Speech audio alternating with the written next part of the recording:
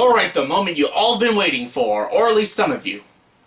Hey everyone, welcome to another video, and yes, welcome to my very first Q&A. Yes, I just recently reached 300 subscribers, and I did a video saying that I reached 300 subscribers, and I'm doing an upcoming Q&A, and this is the Q&A. I did that video, and I got a lot of comments and questions in that video, and I'm here to answer all your guys' questions. I am going to probably answer all of them, and I have no idea how long this is going to take. If it's too long of a video, I'll make this video a two-parter, but I'll try to answer them as quick as I can. But I want to give you guys thorough and deep answers because this is a Q&A. I want to give good answers, give you a good video and stuff. And yeah, and before I start this, I just want to thank all of you guys for subscribing to me. Yes, I'm only at 318 subscribers, which isn't a lot, but it's a big deal to me. Maybe not to some people, but it is to me. And I just want to thank you, all you guys, and I want to thank you guys for giving me these questions to answer. It's exciting, it's awesome, I hope you'll enjoy it. Let's get started. Here's my first Q&A. Alright, let's start with the first question. I have all the questions right here on my laptop, and I'm just going to read them off and answer the questions as best as I can. Alright, let's start with the first question. This question is from your average classy YouTuber. What's going on, buddy?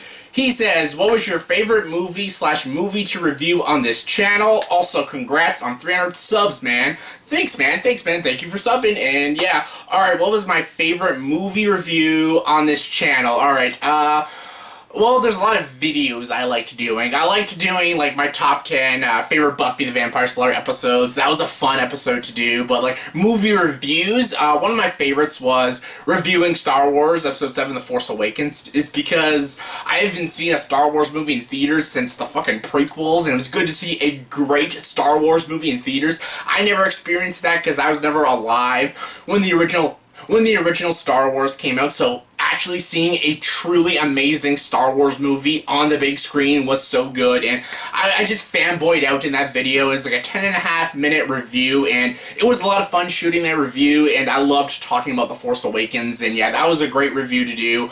Also a recent one, Miracles from Heaven. Not a good movie, but it was so much fun just ranting about how stupid that movie was. Yeah, that was a lot of fun, dude. That was a lot of fun to do. I really liked that. Those two reviews were a lot of fun to do, so yeah. Alright, I hope that answered your question. Alright, next question is for Justin Watches Movies. What's going on, man? He says, congrats on the milestone. What is your favorite movie of all time? Well, if a lot of people know my channel very well, everyone knows my favorite movie is 1982's Blade Runner, directed by Ridley Scott, stars Harrison Ford, Rutger Hauer, Sean Young, Daryl Hannah, and Mehmet Walsh. It is a brilliant movie. It's visually stunning. It's a great homage to neo-noir films. It's artistic. It's a sort of like an art house sci-fi movie and stuff, and I love it. It's just amazing. It's not like the most entertaining movie ever. No, that I have Raiders of the Lost Ark for that, but it is a smart intellectual film, and just it blows me away every time I watch it, and it's my favorite movie. I love it, and I love the book, Do Androids Dream of Electric Sheep. It's not like completely loyal to the source material. It's a loosely based on it, but an amazing book by Philip K. Dick, and a brilliant movie. My favorite movie. Alright, next question is from Katie Hopcraft, and she has a few questions for me, and first question she asks is, what are your favorite bands? This is not movie bands, this is just bands in general. Okay, I have a different variety of music taste. I love different genres, like movies. Like, I don't like just one specific genre of music. I love rock and roll, I love heavy metal, classical, I love listening to scores and stuff. I like some hip-hop, I like some reggae, R&B and stuff, but bands, oh, I have a lot of favorite bands. Like, I can make like a top 100 of my favorite bands. Some of my favorites, AC/DC is one of them, Led Zeppelin is one of them, 3 Days Grace is one of them. I like this new band called Camelot, they're a great band. Yeah, Aerosmith. Aerosmith's another one of my favorite bands. Those are all amazing bands. Alright, the next question she asks is, what are your favorite fantasy movies? Favorite fantasy movies? Lord of the Rings, Star Wars, because Star Wars is sci-fi fantasy. Yes, it's sci-fi and fantasy and stuff, and yeah, those are some of my favorite fantasies. Princess Bride, if you count that as a fantasy and stuff, but yeah, Star Wars, Lord of the Rings and stuff, Game of Thrones, even though it's a show and stuff, Harry Potter, Narnia, all favorite fantasy movies.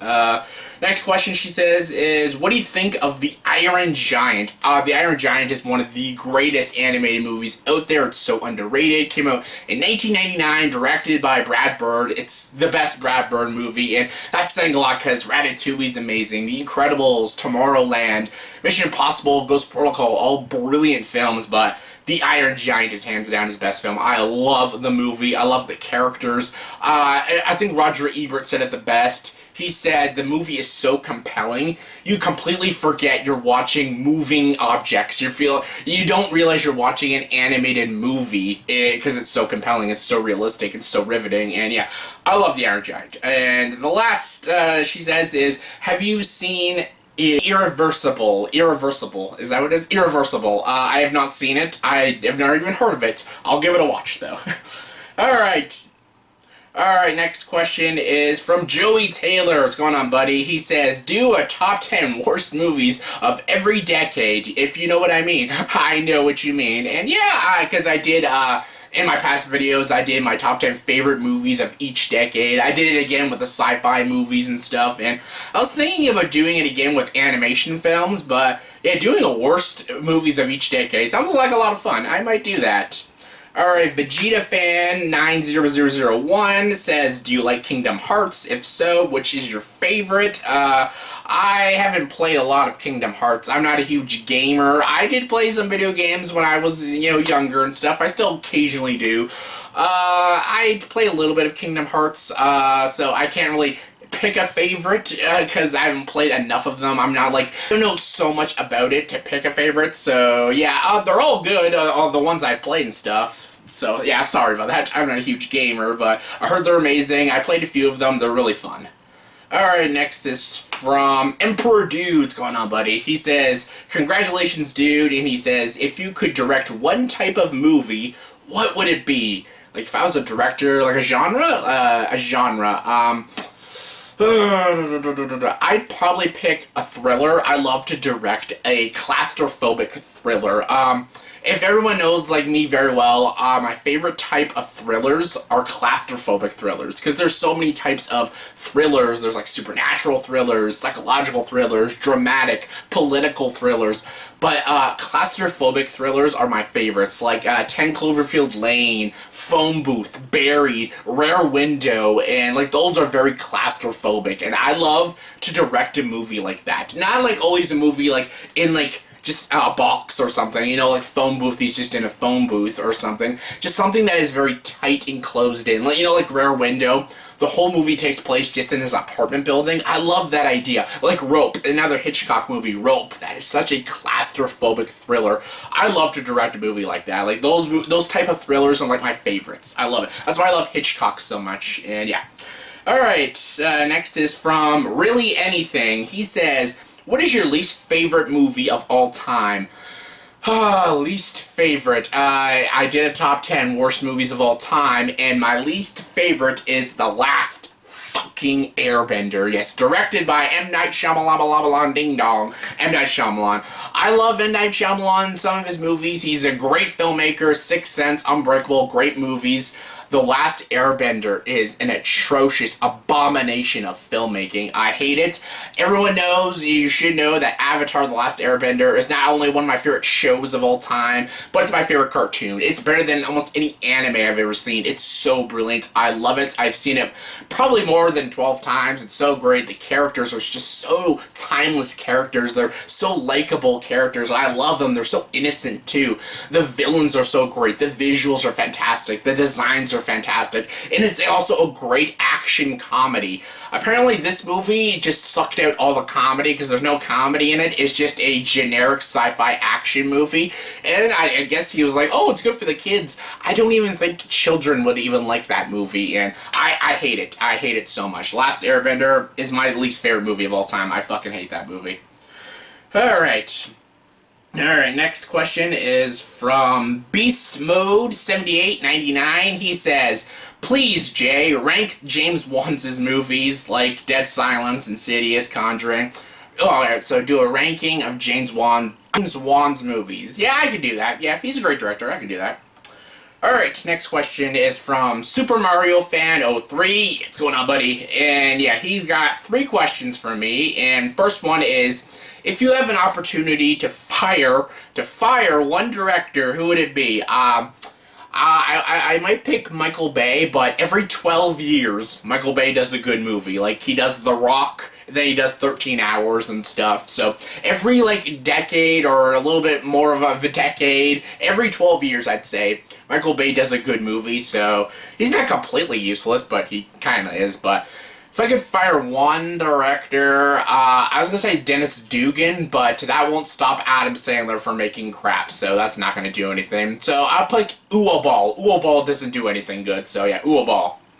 Alright, question 2. How excited are you for the Blade Runner sequel directed by Denis Villeneuve? Oh my god, okay.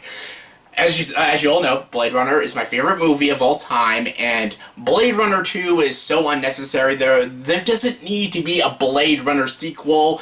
The movie is perfect the way it is. It doesn't need a spin-off, it doesn't need a TV show, it doesn't need a prequel, or sequel, or remake, or reboot. It doesn't need it. It's great as a standalone film. That's why it's my favorite film of all time.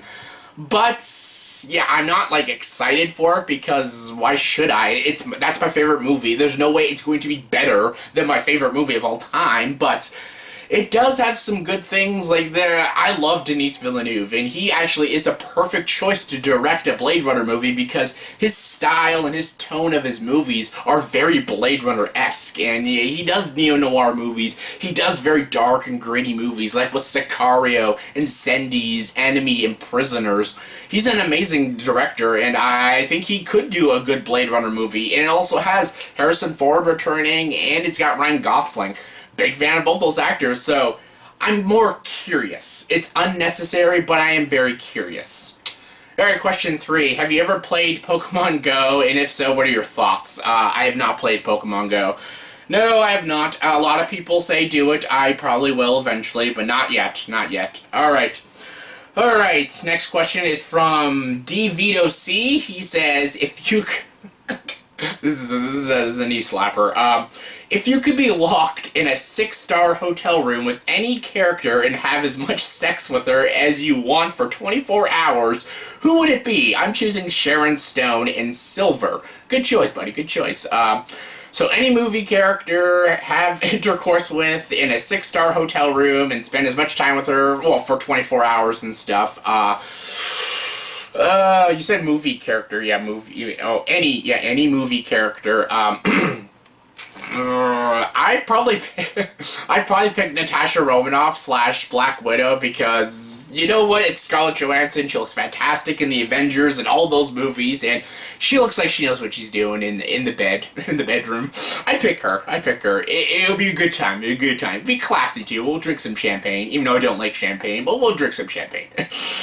Okay, that was weird, but it was hilarious. Okay, next is from Falcon the Gamer YT. He says, congrats. Question, who is your favorite film director of all time? I love the big 3, Kubrick, Hitchcock, and Spielberg. Those are like my 3 favorites. Oh, Scorsese and Tarantino just are right there as well, but Steven Spielberg is my favorite director of all time. Come on, E.T., Jaws, Duel, Raiders of the Lost Ark, Catch Me If You Can, Munich, Lincoln, War Horse, Tintin. He's just got such an amazing filmography. It's fucking Spielberg. I love him.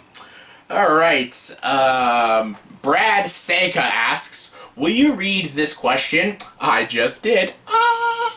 He's got more. I'll read some of his later. Alright, next is from DCK77.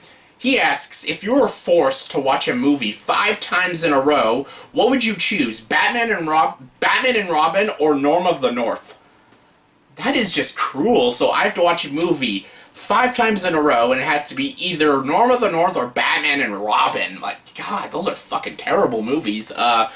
I would choose probably Batman and Robin, because I have no intention to see Norm of the North ever again, and I've seen Batman and Robin throughout my life more than 5 times, and at least it's laughably stupid. It's ridiculous and awful and an insult to Batman, but at least it's laughably stupid. Norm of the North is just stupid. Oh, he has a second question.